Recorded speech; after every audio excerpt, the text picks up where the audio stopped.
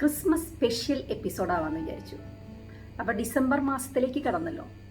December എന്ന് പറയുമ്പോൾ തന്നെ ക്രിസ്മസിൻ്റെ ഒരു കാലഘട്ടമാണ്. ക്രിസ്മസിനായിട്ടുള്ള ഒരുക്കങ്ങളുടെ മുന്നോടിയായിട്ട് ഒരു ക്രിസ്മസ് ബോൾ ഉണ്ടാക്കാമെന്ന് വിചാരിച്ചു. DIY എന്നത്തെയും പോലെ തന്നെ ഡു ഇറ്റ് യുവർ സെൽഫ്. അപ്പോൾ സാമാന്യം വലിപ്പമുള്ളൊരു ക്രിസ്മസ് ബോൾ ഉണ്ടാക്കാമെന്നിട്ടാണ് ഞാൻ പ്ലാൻ ചെയ്തത്. പക്ഷേ എൻ്റെ DIY തന്ത്രങ്ങൾ എവിടെയോ പാളിപ്പോയി. സംഭവം ഒരു വമ്പൻ ക്രിസ്മസ് ബോൾ ആയിപ്പോയി. ശരിക്കും ഒരു ജയൻറ്റ് ക്രിസ്മസ് ബോൾ തന്നെയായിപ്പോയി. അപ്പം ശരിക്കും പറഞ്ഞാൽ ഉണ്ടാക്കി കഴിഞ്ഞപ്പോൾ ഞാൻ തന്നെ ഞെട്ടിപ്പോയിട്ടോ. നിങ്ങൾക്ക് കാണണ്ടേ ആ ഒരു ജയൻറ്റ് ക്രിസ്മസ് ബോൾ? ഈ കാണുന്നതാണ് നമ്മുടെ ജയൻറ്റ് ക്രിസ്മസ് ബോൾ. ഇത് സാമാന്യം നല്ല വലിപ്പമുണ്ട് കേട്ടോ. അപ്പോൾ നമുക്ക് ഈ giant Christmas ball, DIY Christmas ball എങ്ങനെ ഉണ്ടാക്കാമെന്നൊന്ന് നോക്കിയാലോ. ആദ്യമായിട്ട് നമ്മളൊരു ബലൂൺ വീർപ്പിച്ചെടുക്കണം. കണ്ടോ, ഇവിടെ ഞാൻ എടുത്തേക്കുന്ന ഒരു വലിയ ബലൂണായിപ്പോയി. ഇതാണ് ഞാൻ ആദ്യം പറഞ്ഞ എൻ്റെ തന്ത്രം പാളിപ്പോയിന്ന്. പിന്നെ നമുക്ക് വേണ്ടത് ഫെവിക്കോൾ കുറച്ച് വെള്ളം ഒഴിച്ച് ഡൈല്യൂട്ട് ചെയ്തെടുക്കുക. പിന്നെ കുറച്ച് ന്യൂസ് പേപ്പറിൻ്റെ കഷ്ണങ്ങൾ. എന്നിട്ട് നമ്മൾ ഈ ഫെവിക്കോൾ ഇങ്ങനെ ബലൂണിൽ അപ്ലൈ ചെയ്തിട്ട് നമ്മൾ ഈ പേപ്പർ ഒട്ടിച്ചു കൊടുക്കണം. പേപ്പർ ഒട്ടിച്ചിട്ട് നന്നായിട്ട് ഈ ഫെവിക്കോൾ അപ്ലൈ ചെയ്ത് കൊടുക്കണം. അങ്ങനെ നമ്മൾ ഈ ബലൂണിൻ്റെ മീതെ ഫുൾ ഈ പേപ്പർ കവർ ചെയ്തെടുക്കും. അപ്പോൾ പേപ്പർ നമ്മൾ വെക്കുമ്പോൾ ഇങ്ങനെ മറ്റേ പേപ്പറിൻ്റെ മീതെ കൂടെ ഓവർലാപ്പ് ചെയ്ത് വെക്കാൻ ശ്രദ്ധിക്കണം കേട്ടോ. അല്ല, ഗ്യാപ്പ് വരരുത്. നന്നായിട്ട് ഓവർലാപ്പ് ചെയ്ത് വെക്കണം ഈ പേപ്പർ.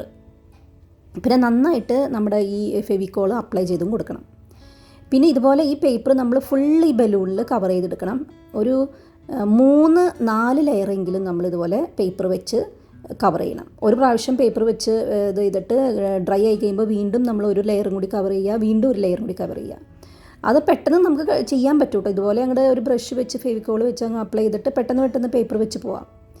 അപ്പം ഒരു 3-4 ലെയറെങ്കിലും വേണം, കാരണം നല്ല കട്ടി വേണം നമ്മുടെ ഈ പേപ്പറിന്. അപ്പോൾ അവസാനം ഇത് എല്ലാം ഡ്രൈ ആയി ചെയ്ത് കഴിഞ്ഞിട്ട് നമ്മൾ ഈ ബലൂൺ പൊട്ടിക്കുമ്പോൾ നല്ല ബലത്തിൽ നമ്മുടെ ഈ ഒരു ഇത് ബോൾ നിൽക്കണം എന്നുണ്ടെങ്കിൽ നമ്മൾ ഒരു 3-4 ലെയറെങ്കിലും ഒട്ടിച്ചു കൊടുക്കണം. പിന്നെ ഇപ്പം നമ്മൾ ഈ നമ്മുടെ കേരളത്തിലുള്ള ആഘോഷങ്ങളെക്കുറിച്ച് പറയുമ്പോൾ ഞാൻ എൻ്റെ മനസ്സിൽ തോന്നിയ കുറച്ച് കാര്യങ്ങൾ പറയുക കേട്ടോ. നിങ്ങൾക്ക് ബോറടിക്കില്ലെന്ന് ഞാൻ വിചാരിക്കുന്നു. നമ്മൾ ഓണായാലും ക്രിസ്മസ് ആയാലും ഇപ്പോൾ ഈദ് എന്തായാലും നമ്മളുടെ കേരളത്തിൽ ജാതി മത ഭേദമന്യേ എല്ലാവരും ആഘോഷിക്കാറുണ്ട്. ഇപ്പോൾ ക്രിസ്മസ് വന്നു കഴിഞ്ഞാൽ ക്രിസ്മസിൻ്റേതായ അലങ്കാരങ്ങൾ എല്ലാ വീടുകളിലും തന്നെ ചെയ്യാറുണ്ട്.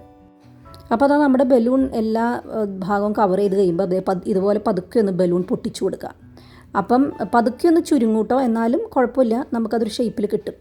ഇനി അടുത്തതായിട്ട് നമ്മൾ ഇതിൽ ഒട്ടിച്ചു കൊടുക്കാനുള്ള ബോൾസ് ഉണ്ടാക്കണമല്ലോ. ആ ബോൾസ് ഉണ്ടാക്കുന്നത് ഞാൻ കണ്ടോ ഇതുപോലെ ടിഷ്യൂ പേപ്പറും സിൽവർ ഫോയിലും ഉപയോഗിച്ചിട്ടാണ്. അപ്പോൾ സിൽവർ ഫോയിൽ ചെറിയ ചെറിയ കഷ്ണങ്ങളാക്കിയിട്ട് അത് ചുരുട്ടിയെടുക്കുക. അതിലേക്ക് നമ്മുടെ ടിഷ്യൂ ഇങ്ങനെ ഒരു റൗണ്ട് ഷേപ്പിലാക്കിയിട്ട് വെച്ച് കൊടുത്തിട്ട് അതിങ്ങനെ സീൽ ചെയ്ത് കവർ ചെയ്തെടുക്കുക. കണ്ടോ, ഇങ്ങനെ വളരെ എളുപ്പത്തിൽ ചെയ്തെടുക്കാൻ പറ്റും. ഇപ്പോൾ നമുക്ക് കുറച്ച് സമയം കൊണ്ട് തന്നെ കുറേ ബോൾസ് ഉണ്ടാക്കിയെടുക്കാൻ പറ്റും. ഇതുപോലെ ജസ്റ്റ് കവർ ചെയ്തിട്ട് അങ്ങ് കൈ കൊണ്ട് തന്നെ ഷേപ്പാക്കി കൊടുത്താൽ മതി. കണ്ടോ, അപ്പോൾ ഇതുപോലെ ഒരു മീഡിയം സൈസ് ബോൾ ഉണ്ടാക്കാനായിട്ട് ഒരു ടിഷ്യൂ, അത് ഇത്രയും കൂടി വലിയ ബോൾ ഉണ്ടാക്കണമെങ്കിൽ 2 ടിഷ്യൂവും ഇത്രയും കൂടി വലുപ്പമുള്ള അലുമിനിയം ഫോയിൽ പീസ് കൊടുത്താൽ മതി. കണ്ടോ, ഇതുപോലെ അലുമിനിയം ഫോയിൽ നമ്മൾ ചുരുട്ടിയിട്ട് അതിൻ്റെ ഉള്ളിലേക്ക് ടിഷ്യൂ വെച്ച് ബോളാക്കി ഷേപ്പ് ചെയ്തെടുക്കുക. എന്നിട്ട് എക്സസ് വരണ പീസ് നമ്മൾ ഇത് കട്ട് ചെയ്ത് കളയും. ഇത്രേ ഉള്ളൂ സംഭവം. കണ്ടോ, അപ്പോൾ എന്തിന് പെട്ടെന്ന് നോക്കി നമ്മൾ ബോൾസ് ഉണ്ടാക്കിയെടുക്കുന്നത്. സിൽവർ ഫോയിൽ വെച്ച് കൊടുക്കുന്നതുകൊണ്ട് തന്നെ നല്ല ഒരു എന്താ പറയുക, നല്ലൊരു ഷൈനിങ് ബോൾസ് നമുക്ക് കിട്ടുകയും ചെയ്യും. പ്രത്യേകിച്ച് ഇതിനകത്ത് ഇനി പെയിൻ്റ് അടിച്ച് കൊടുക്കുകയൊന്നും വേണ്ട, പ്രത്യേകിച്ച് വേറൊരു ഡെക്കറേഷൻ്റെ ആവശ്യമില്ല. നല്ല ഷൈനിങ് ബോൾസ് തന്നെ നമുക്ക് കിട്ടും.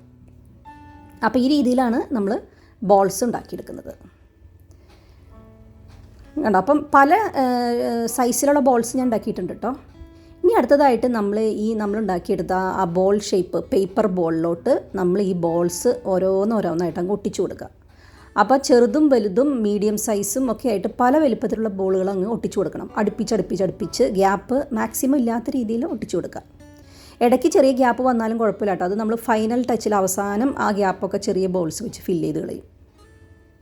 അപ്പോൾ ഇതുപോലെ നമ്മളിങ്ങനെ ഓരോ ബോൾസും ഒട്ടിച്ചൊട്ടിച്ച് പോവാം. ഇതിനകത്ത് പ്രത്യേകിച്ച് അറിയാനൊന്നുമില്ല. പിന്നെ ഞാൻ ഇടയ്ക്കായിട്ട് ഇതിൻ്റെ ഒരു കളർ കോമ്പിനേഷൻ എൻ്റെ സിൽവറും ഒരു ബ്ലൂ ആണ്. ഇത് പ്രത്യേക ഒരു ബ്ലൂ കളറാട്ടോ, ഭയങ്കര ഒരു അട്രാക്ഷനാണ് ഈ ബ്ലൂ കളറിന്.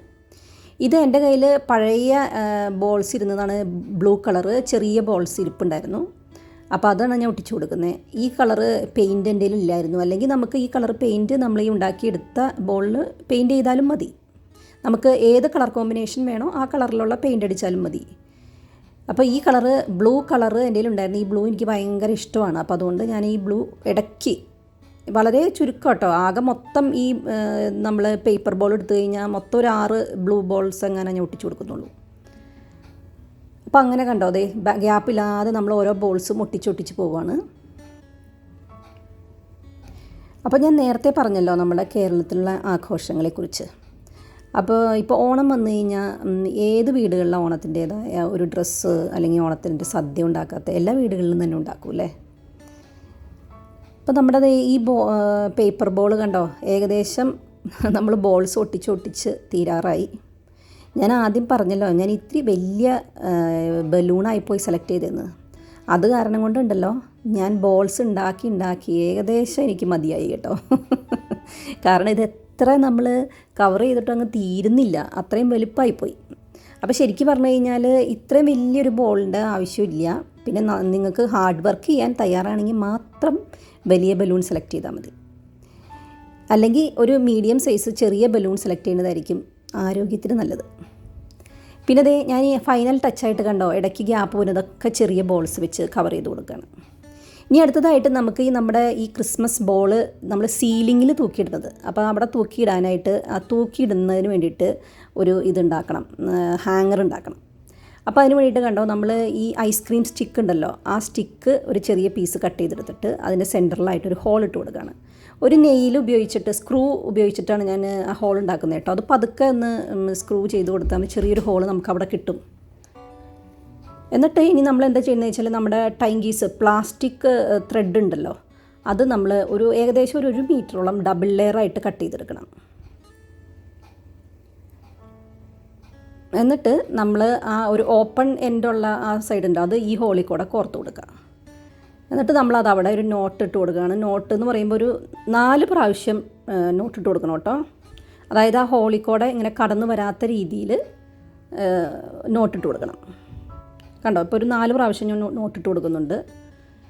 എന്നിട്ട് അതിൻ്റെ എൻഡ് ഒന്ന് കട്ട് ചെയ്ത് കളഞ്ഞിട്ട് നമ്മളൊന്ന് ഒരു ലൈറ്റർ വെച്ചിട്ടൊന്ന് ഒന്ന് ഉരുക്കി കൊടുത്താൽ മതി അതിൻ്റെ എൻഡ്, കാരണം അത് അഴിഞ്ഞു പോവാതിരിക്കാനായിട്ട്. എന്നിട്ട് നമ്മൾ എന്തെങ്കിലും ഒരു മെറ്റൽ ഇത് ഉപയോഗിച്ച് നന്നായിട്ടൊന്ന് പ്രസ് ചെയ്ത് കൊടുക്കുക. അപ്പോൾ അതവിടെ നന്നായിട്ട് അഴിഞ്ഞു പോകാത്ത രീതിയിൽ അവിടെ ഇരുന്നോളും. കണ്ടോ, അപ്പോൾ ഈ രീതിയിൽ നമുക്കൊരു ഹാങ്ങർ റെഡിയായി. ഇനി നമ്മളത് അവിടെ നന്നായിട്ട് ആ സ്റ്റിക്കൊക്കെ സ്റ്റിക്കിനകത്ത് ഈ നോട്ടിട്ടതൊക്കെ അവിടെ നന്നായിട്ട് ഫിക്സ് ചെയ്തിരിക്കാൻ വേണ്ടിയിട്ട് ഒരു ടേപ്പ് ഒട്ടിച്ചു കൊടുക്കുന്നുള്ളൂ. ടേപ്പ് നമ്മുടെ ഈ ഐസ്ക്രീം സ്റ്റിക്കിൻ്റെ ചുറ്റും ഒന്ന് ഒട്ടിച്ചു കൊടുക്കുന്നു. അപ്പം എല്ലായിടത്തും എല്ലാം കവർ ചെയ്യുന്ന രീതിയിൽ ഈ ടേപ്പ് ഒന്ന് ഒട്ടിച്ചു കൊടുത്താൽ മതി. അപ്പോൾ ഇങ്ങനെ ഇരുന്ന് കഴിഞ്ഞാൽ പിന്നെ അത് അവിടെ നിന്ന് അനങ്ങി പോരത്തില്ല. കണ്ടോ, എന്നിട്ട് 2 സൈഡും ഒന്ന് ഷേപ്പാക്കിയിട്ട് അപ്പോൾ നമ്മുടെ ഹാങ്ങർ ഏകദേശം റെഡിയായി.